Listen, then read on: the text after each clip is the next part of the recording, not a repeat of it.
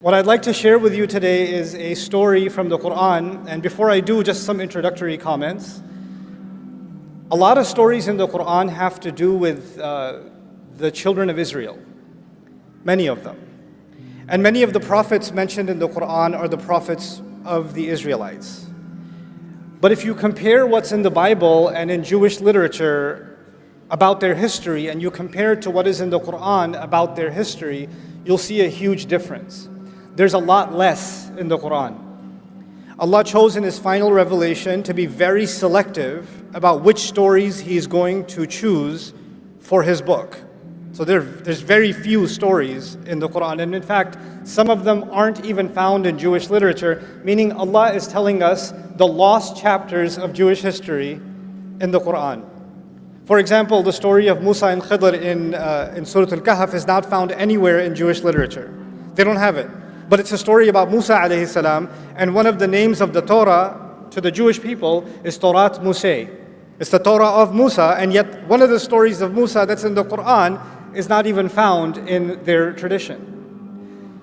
And so the first observation, the thing I want you to think about, is that Allah gave us this book to guide humanity until Judgment Day, starting with guiding Muslims. When Muslims find Allah's guidance and live by it, it will make easier for the rest of humanity to find that guidance and live by it. So the first audience is us, and by extension, that becomes the rest of mankind. And for our guidance, Allah chose one of the key pieces, one of the key devices by which Allah chose to guide us is telling stories and selecting very, very special stories. So before I even start this story, I want you to just set your mind in a certain way. Why would Allah choose these very particular stories? Because these are the stories that are going to repeat themselves throughout the story of humanity. None of these stories are dead. All of these stories are alive. All of these stories replay themselves in newer and newer ways. So we have to look at the stories of the Qur'an not just as something that happened thousands of years ago. We have to look at it as something that might even be happening right now. This is the Qur'an's way of even doing contemporary commentary, a commentary on current affairs, a commentary on our reality. This is the mindset that if you remember nothing else about this lecture, I want you to remember that the next time you engage with a story in the Qur'an. Now I'm going to take you to a little bit of history. Where were the Israelites enslaved? Egypt, very good. And the Egyptians were a massive empire. They were a superpower. And they were in dominant power for thousands of years. They had a huge, huge dynasty and incredible architecture, and they were leading the world. In fact, they were the world's dominant power, and other royalties used to send their children to get their education in Egypt.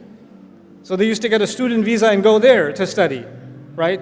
And their architecture was superior to everybody else. Their monuments were superior to everybody else. Their agriculture was superior to everybody else. They had this dominance and this feature in the world. In fact, they were so impressive that later empires, even after the Egyptian empire collapsed, later empires tried to copy the Egyptians or describe themselves as the new Egypt. Right? They're the new Egyptian empire.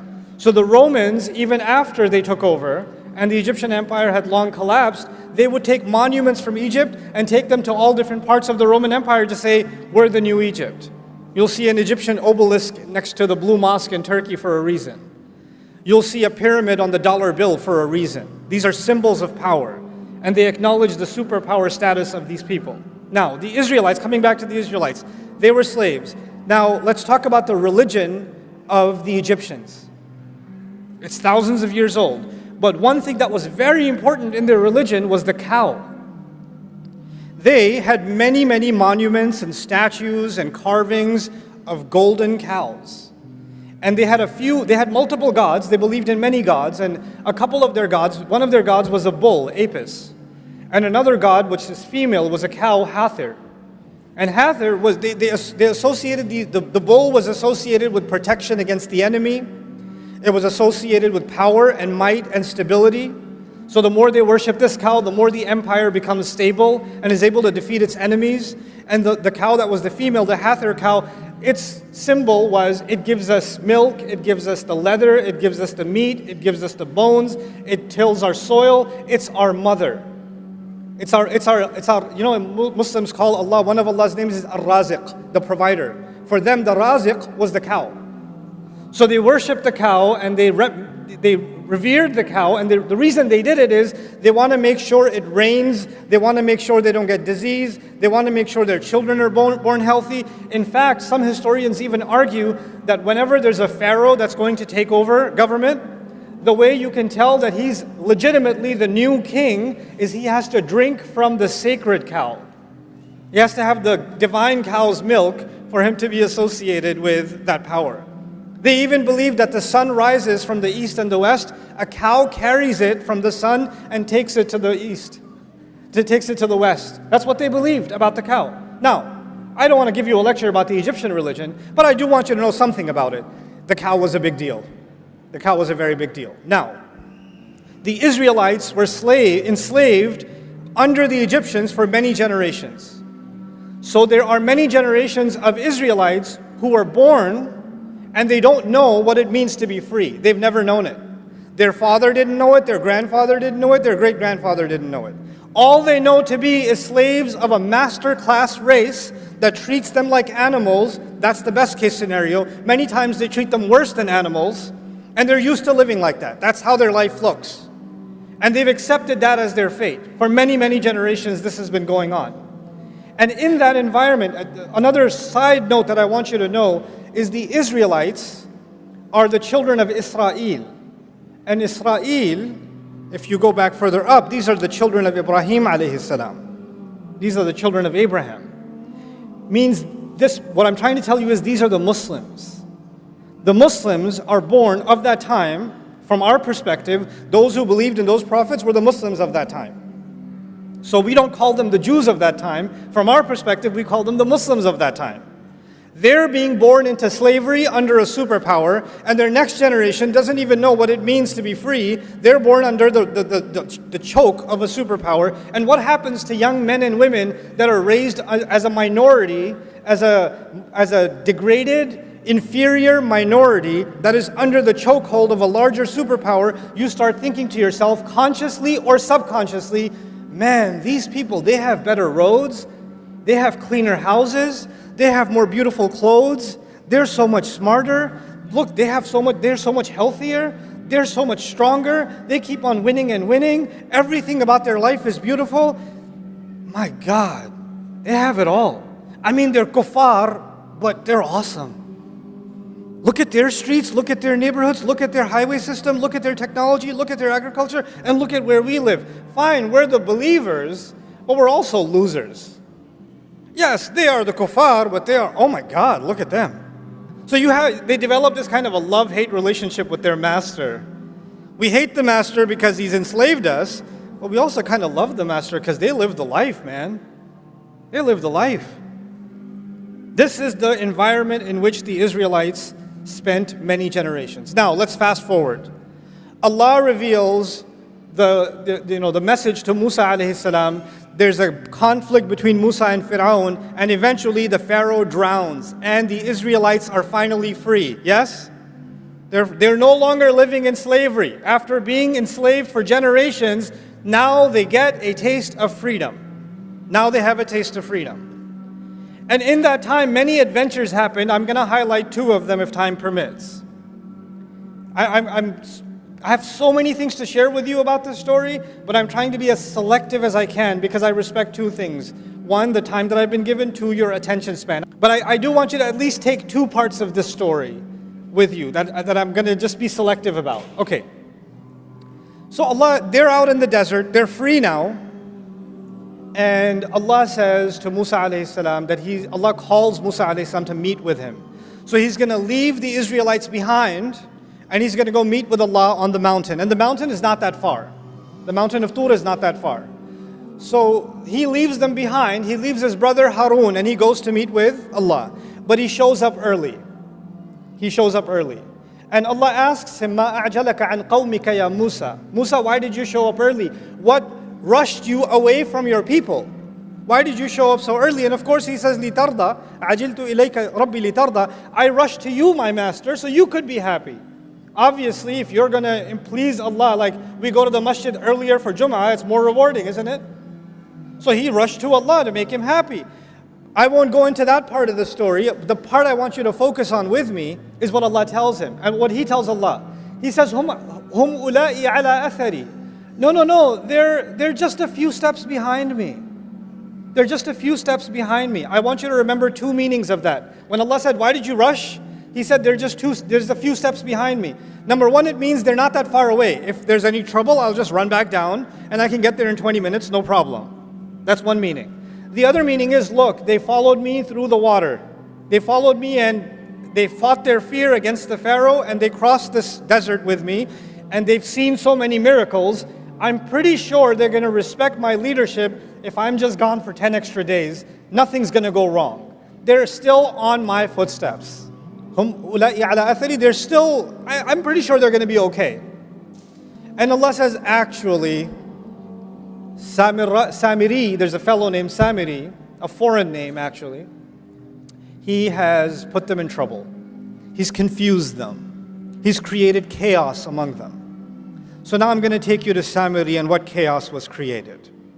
While Musa alayhi salam was gone, this fellow Samiri, basically what he does is he collects all of their gold. Whatever gold they had from all their savings, they collected and they ran off from Egypt.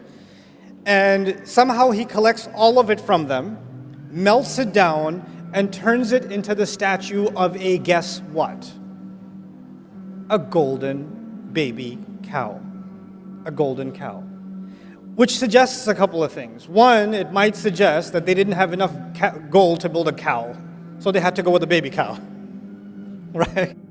So that might be one reason.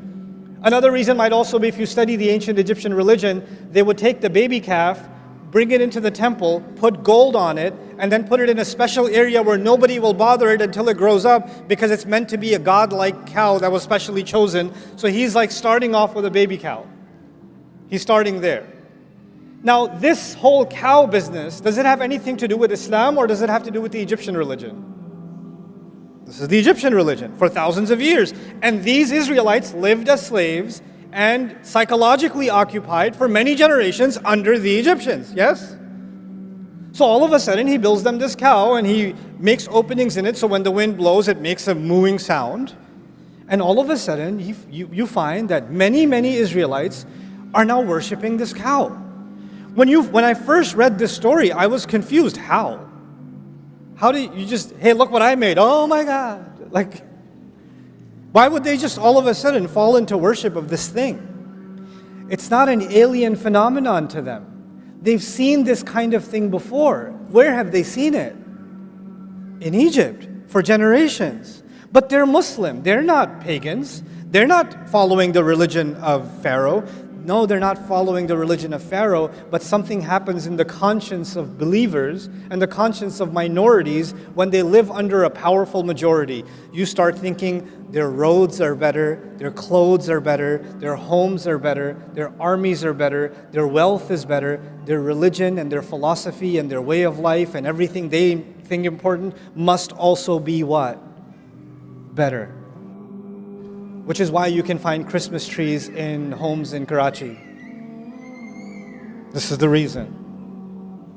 You start adopting, you say, oh, we hate them, they have all the power, they have all of this. But you know, they are better.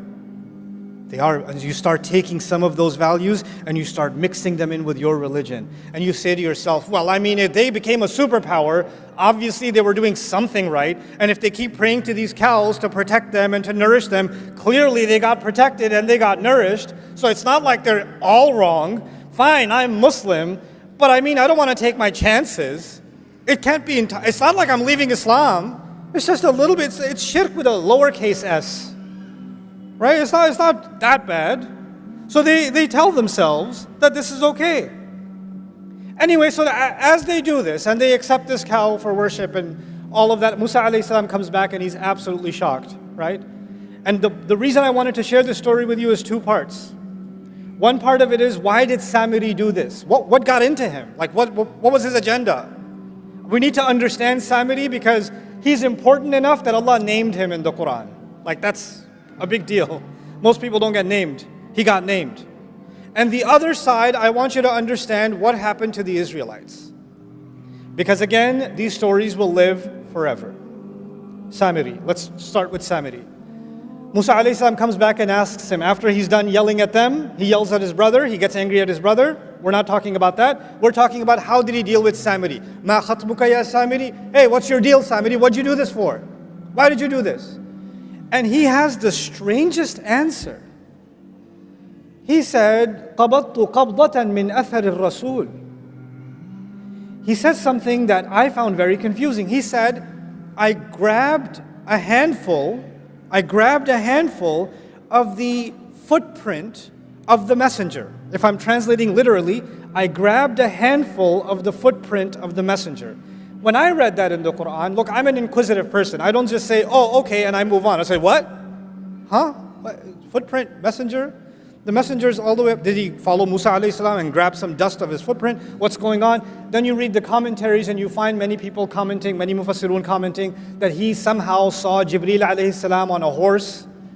And the horse, everywhere the horse stepped, plants started sprouting. So he saw that the footsteps of the horse of Jibreel alayhi salam produces life. So he grabbed a little bit of the dust from under the hoof of the horse of Jibreel alayhi salam, and he put that onto the cow, and the cow came to life. Except none of that is in a hadith, none of that is authenticated by the Sahaba, none of that is found in the Quran. And according to Ibn Ashur rahimahullah, who I'm very impressed with his work in his tafsir at-Tahrir wa Tanwir, says this has no authenticity at all. Even goes against the text of the Quran. So then what does it mean that I grabbed a piece of the footprint of the messenger? I'd like to offer an alternative understanding. You remember I said the word athar. Musa alayhi salam was with Allah. Allah said, why did you come so quickly? He said, they're right behind my footsteps. Remember footsteps? Hum ula'i ala athari. And it meant two things. It meant footprint. What else did it mean? That they're closely following me. Samiri sees an opportunity. These people, their Islam is not that strong. They don't really understand the revelation, but they're culturally still very attached to the dominant culture of the Egyptians. I can create a religion, an alternative religion that I'm not going to say it's not Islam, I'm not going to say it's shirk, I'm not going to say it's the religion of the pharaohs, I'm still going to call it Islam, but I will create a cult within them that are still impressed with the old ways, and that way I will have a handful of the kind of impact and following that is meant for the messenger.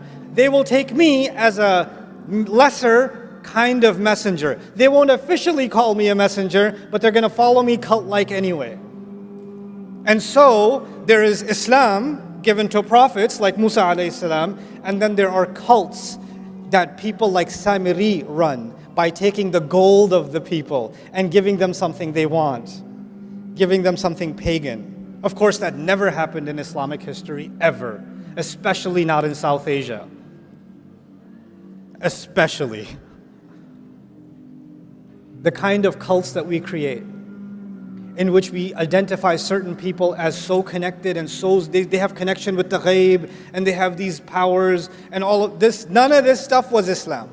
None of this stuff. And Allah warned us this will happen with the story of Samiri. But it goes a step further. Allah Azza wa Jal told us in the Quran that when Musa alayhi salam was on the mountain, when he was on the mountain, Allah told Musa alayhi salam, by the way, even among your believers, even among the Muslims, سَأَصْرِفُ عَنْ آيَاتِي الَّذِينَ يَتَكَبَّرُونَ فِي الْأَرْضِ بِغَيْرِ الْحَقِّ. I'm going to turn away from my revelations those who are arrogant in the world, those who seek to be great themselves. What did Samiri want? He wanted a following. He wanted to make money off the people. He wanted to become the religious leader. He wanted to become the cult leader. He wanted power in the world. Allah says, people like that, I will turn them away from my ayat. And then all the others, why did they follow him? Here's another subtle point that I really, really want to make sure you remember. We have a concept of God in Islam. And the Egyptians had different gods, deities in their religion. And Hinduism has gods. Christianity has a concept of God. Judaism has a concept of God. What separates Islam's concept of God, especially from pagan religions? Especially like the religion of the Egyptians. The religion of the Egyptians, the way if you can understand this simply, it's transactional. I give the God something, he gives me something back. I sacrifice something for that God, He gives me freedom. I make sure I build a golden statue in his name, he protects the country, etc., etc. It's always a transaction. You give, we give and get, give and get, give and get. And so the Israelites are now, their concept of God itself, even though they believe in one God, has now been corrupted into a God that is transactional. So okay, we'll follow this God through the water, end up in the desert, but what kind of God is this? If he's really on our side, he should hook us up like the God of the Egyptians. He should send us rivers and vegetation and all of it. Why is he giving us this one cloud and just manna and salwa? Can you bring some salad over here? Like, fumiha wa adasiha wa bathaliha wa qithaiha wa fumiha wa adasiha. Where are the vegetables? Why isn't this God giving us a better menu option? Why? Because in their mind, their God became entirely transactional. But that's not from Islam, that's from the pagan religion. Of course, Muslims would never fall into such a trap, especially not in 2024. I made so much dua, I even prayed tahajjud, I even decided to pray 5 times, and I still failed my medical boards. Of course, we would never become transactional. I stopped praying because Allah doesn't answer my prayers on my terms. I wanted that job, I didn't get that job, and now I have to drive an Uber until I find another job. That's why I'm just disappointed with Allah, because I did my part, He didn't do His part.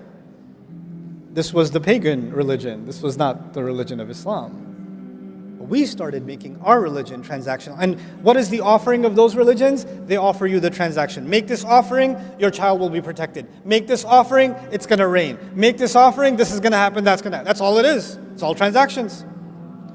So we're done with Samiri. There are going to be Samiris in the world that are going to try to take believers away from the ayat of Allah, to pull them into cults, to keep them away from revelation. Allah described their tactic. Allah says, وَإِنْ يَرَوْا سَبِيلَ الرُّشْدِ لَا يَتَّبِعُونَ سَبِيلًا. If they see the right way, they're not going to follow it. And if they see the deviant way, they'll follow it immediately. Now let's take a step forward. Musa alayhi salam comes back, sees this nonsense, and tells Samiri what he's done, tells him off, and then in front of him, shows him that he's going to destroy that cow. He starts smashing it to bits. Now when he's smashing it to bits, if I'm one of the Israelites watching him do this, and I've been culturally enslaved for many generations, some part of me is like, is it going to thunderbolt right now? Is there going to be an earthquake? Because he's breaking oh my God, I can't watch. And then he's going to take it, break it, and he's going to drown it into what? The river. Interestingly, the same river that who drowned in? Fir'aun has already drowned, yes? It's as if Fir'aun drowned, but the poison Fir'aun put in these people still hadn't drowned. That also needs to drown. That's Samiri, fine. What about the other side? The other side is the people who followed him, the people who believed him.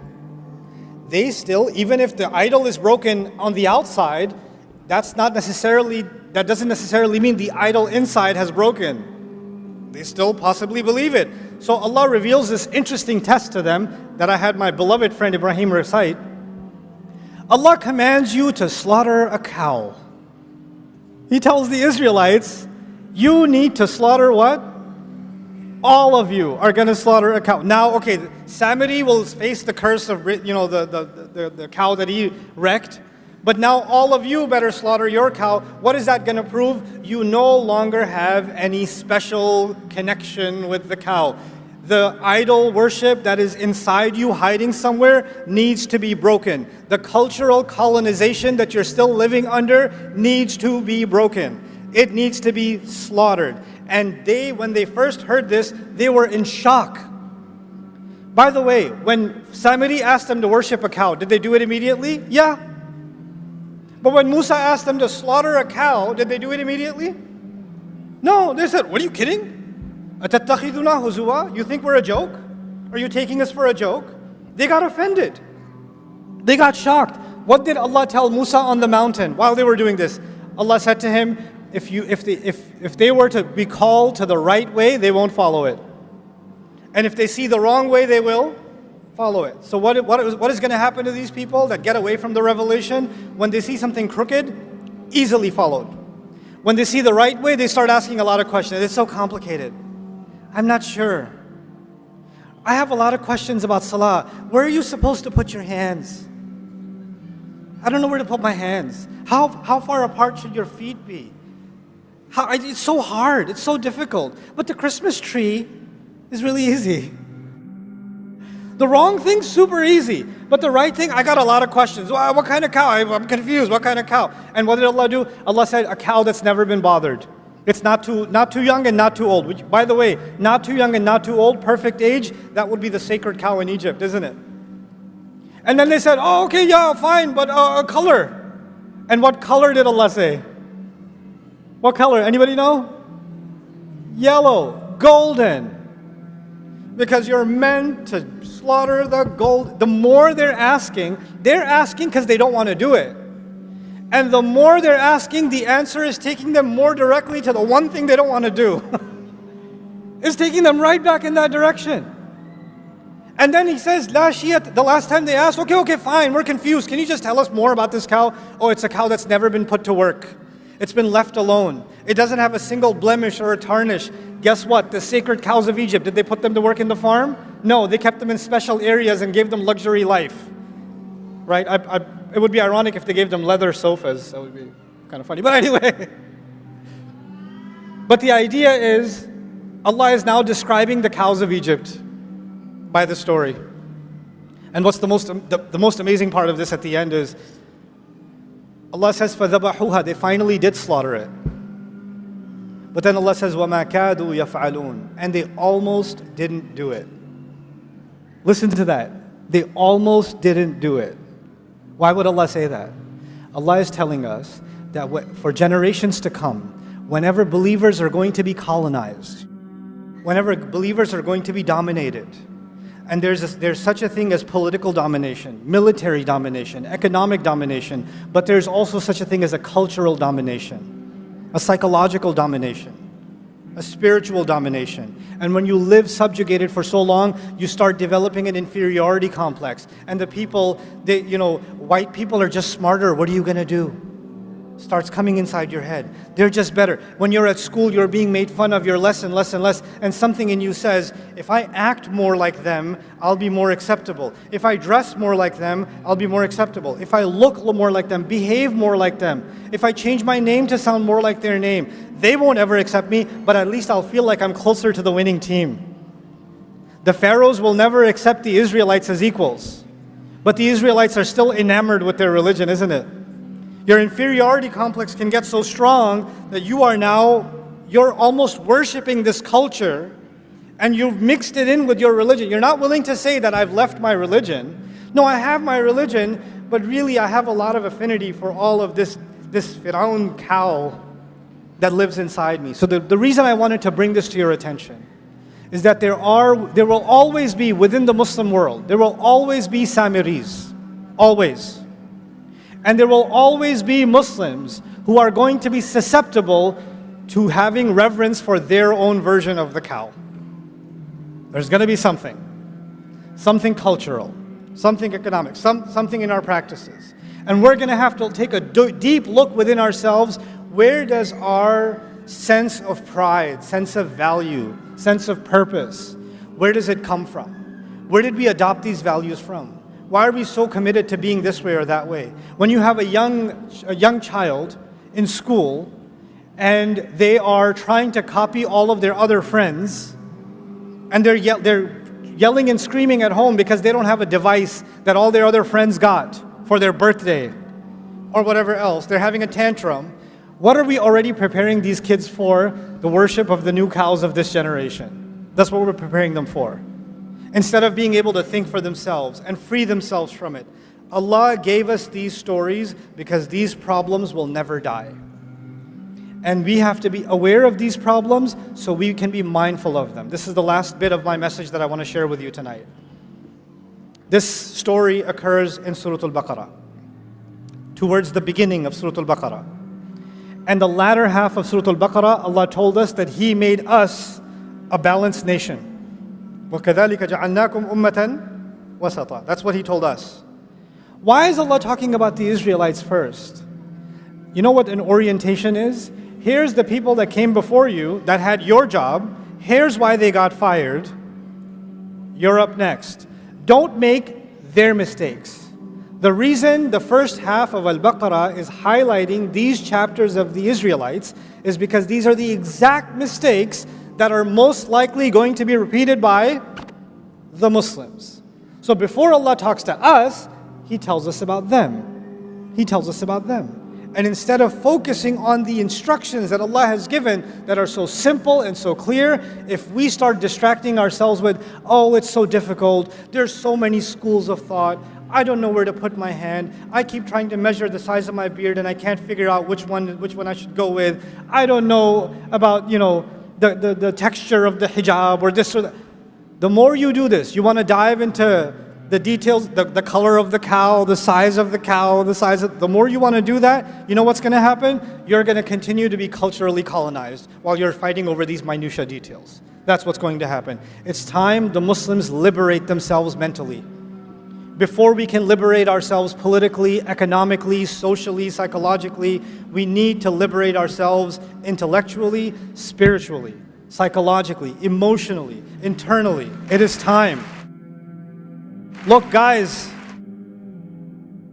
we're in a crazy time in the world. Nobody could have imagined 5 years ago, 2 years ago, nobody could have imagined that there are going to be, there's going to be a white teenager in Ohio crying on TikTok about what's happening in Gaza. Nobody could have imagined that. That was come on, what are you talking about? What universe are you talking about? Right?